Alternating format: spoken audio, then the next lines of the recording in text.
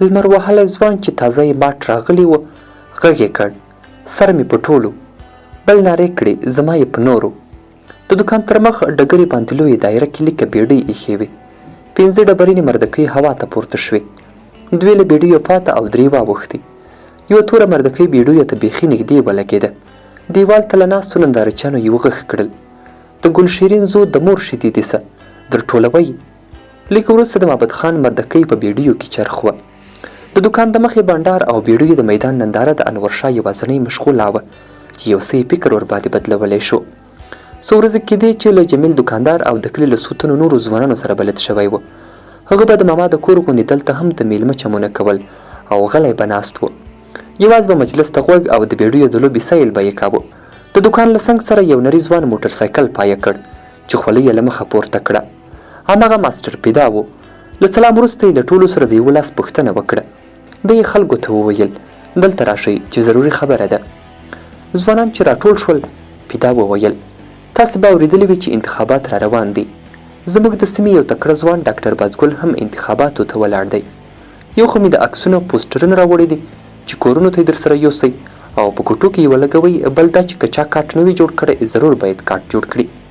مابد خان چې په سپیرو ګوتو کې یې مردکۍ اړوله وویل: موږ کې ویل چې څه ضروري خبره ده، چیرې مړی سوی او که د واده بوله ده، هسې دې زموږ میله را خرابه کړه. پیدا ورغبرګه کړه: نو ته یې ضروري خبره نه بولې؟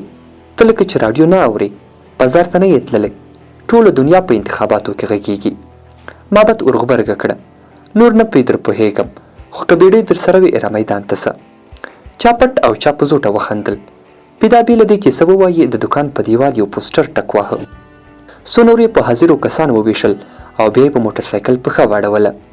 یو سروږیری بوډا چې په چپه سترګه را پرې ایښې شمله یې په اوږه اړولې او پوسټر یې مخ ته نیولی و، وویل: پخوا چې زموږ وخت وې د قوم ملکان او د نام خلک به وکالت ته درېدل. اوس د لالو زوی بازګل ته میدان ورپاته ده. له کوزې کلا اخواته یې ولاکه 2 کسان هم پیژني. بل وویل: د مخ پوستکی یې هم په بل مخ اړولی، تو موږ یې جوسه نه ده لیدلې. یوه د پاخه عمر صورتمین سړي ورغبرګه کړه: موږ یې څه کوو چې هر څنګه ده زموږ خپل سړی ده، وایي په پردي آس د خپل یابو هم بلا وګرځي. سروګیري په خندا وویل: اوس دې ښه شی ترې جوړ کړ. او په دې سره د دوکان تر مخ سیاسي مباحثه پیل شوه. د کلي د دوکان او پیتاوي بحثونو خپل جلا رنګ او کیف درلود. د کلي د ډم له زمستاني یا ژمني اجرت نیولې بیا فضا ته د توغول شوي ډسکوري امریکایي سپوږمکۍ تر موضوع پورې له راډیو یو بل اورېدل شوي ټول موضوعات په عمل تشاربل کېدل. دې ورځو کې د انتخاباتو موضوع ګرمه وه. یو ځوان قسم اخیست چې تر اوسه مې 5 کاټونه په جلا جلا نمونو جوړ کړي دي. بل ویل: بله ورځ مې د ملک سراج په میلمستیا کې 2 واره ډوډۍ وخوړه. یو بل له ولایت اوازه راوړې وه چې یوه پارلمان ته ولاړه ښځه کاندیده په میلمستیاوو کې خلکو ته په لفافو کې ډالر هم ورکوي. دلته په هره موضوع مجلس کېدی شوی، خو له یوې موضوع سره ډېر احتیاط کېده. د طالبانو چې اوس راډیوګانو القاعده او ترهګر بلل، ملاتړ او د امریکایانو نوي حکومت په خلاف وسلواله مبارزه.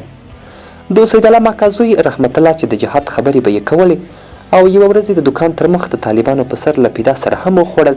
یوه شپه د کور مخ ته د امریکایانو ټانګونه ودرېدل. د کور له تلاشي وروسته یې رحمت الله ته توره خلطه ور په سر او ټانک ته یې پورته کړ. د رحمت الله تر هغو د ژوند او مرګ درک نه و معلوم چې 4 میاشتې وروسته یې لکه یو بیا زندان څخه رالیکلی خط د سره صلیب لخوا کورنۍ ته وسپارل شو. انورشاه هم دې ټکي ته متوجه شوی و چې ولې په هره موضوع خبره کیږي، خو د امریکایانو پر خلاف د جهاد خبره هیڅوک په خوله نه راوړي. د به چې د امریکایانو د جاسوسۍ او پرمختللو وسایلو خبرې اورېدې چې ان تر ځمکه یو ګز لاندې 2 انچه شی ویني، نو د جهاد په اړه د کلیوالو د خاموشۍ په راز پوهېده.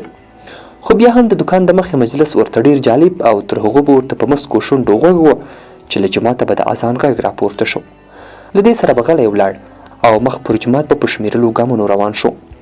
د دوی د جومات ملا امام د پایلوچو کلي د لوی ملا صاحب مولوي عبدالباقي ځوان زوی ملا عبدالهادي و چې په عمر د انورشاه هم زولی و. د کلي له مشر ملا صاحب سره انورشاه ډېر نه و شناخته، خو له طالب زوی سره یې ژر بلد شو. څه کم میاشت وتلې وه چې انورشاه د ماما کره اوسېده. بې له دې چې د لمانځه لپاره جومات ته لاړ شي، د کلي د دوکان بانډار ته سر ورښکاره کړي او کله د ماما له زوی سره په موټرسایکل د ولسوالۍ بازار ته لاړ شي، بل هیڅ کار او بوختیا یې نه وه. دی چې په کوم فکر راغلی و چې افغانستان ته په رسېدو به د امریکایانو خلاف جهاد کوي، دلته فضا کاملا برعکس وه.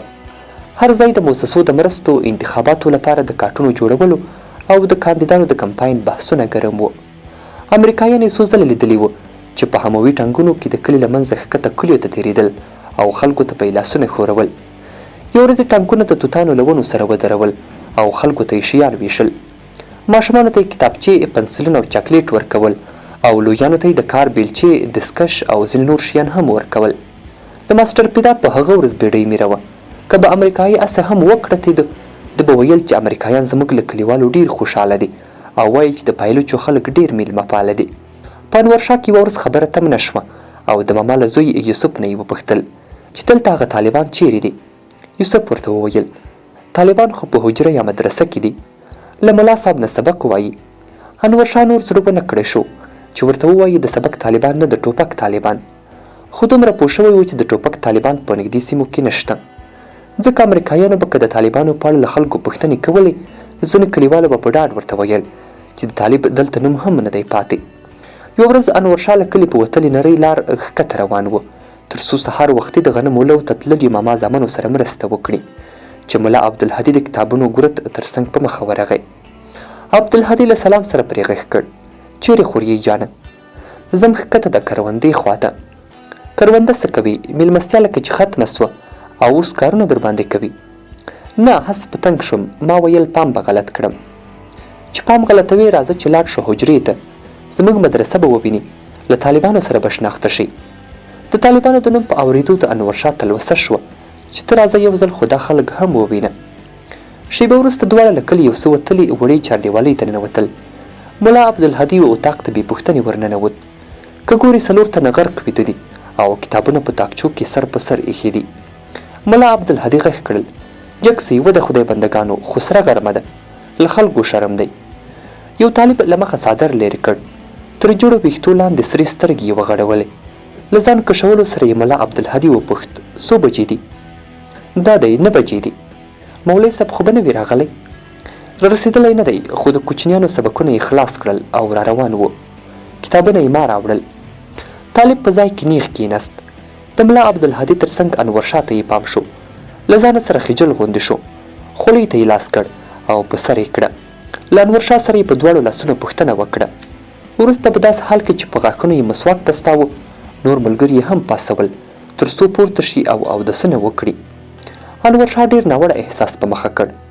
ده چې د طالبانو په اړه لیک او ډېر اورېدلي و، ټول سرچپه وختل. طالب یې یو ویښ، بیدار او فعال څوک پرس کړی و، خو اوس یې لیدل چې تر غرمې شکر خوب کوي. د هغوی ګګر ویښتان، سرګردانه څېرې او سرې سترګې چې ولیدې، له ځان سره یې وویل څوک چې ځان نشي سمبالولی، هغوی به دین او وطن څنګه سمبال کړي. بسترې ټولې شوې، طالبانو اودسونه تازه او لنګوټې یې وتړلې. خپل خپل کتاب یې راواخیست او د مولوي صاحب راتګ ته منتظر کېناستل. ملا عبدالهادي لومړی انورشاه ور معرفي کړ چې د حاجي جلات خان خوریی دی، میلمه راغلی، نیک سړی دی او 5 وخته لمانځه ته راځي. وروسته یې طالبان ور معرفي کړل. ملا خیرالله، ملا سید احمد، قاري محمد افضل، ملا محمد آصف زموږ د حجرې طالبان دي. زموږ حجره پخوا ډېره په زور کې وه. د امریکایانو پر راتګ سره یو مخ سکوت شوه او 2 کاله هېڅوک پکې نه و. سږ کال بیا دغه 4 تنه طالبان راغلل. ویل له مولوي صاحب نه سبقونه شروع کوو.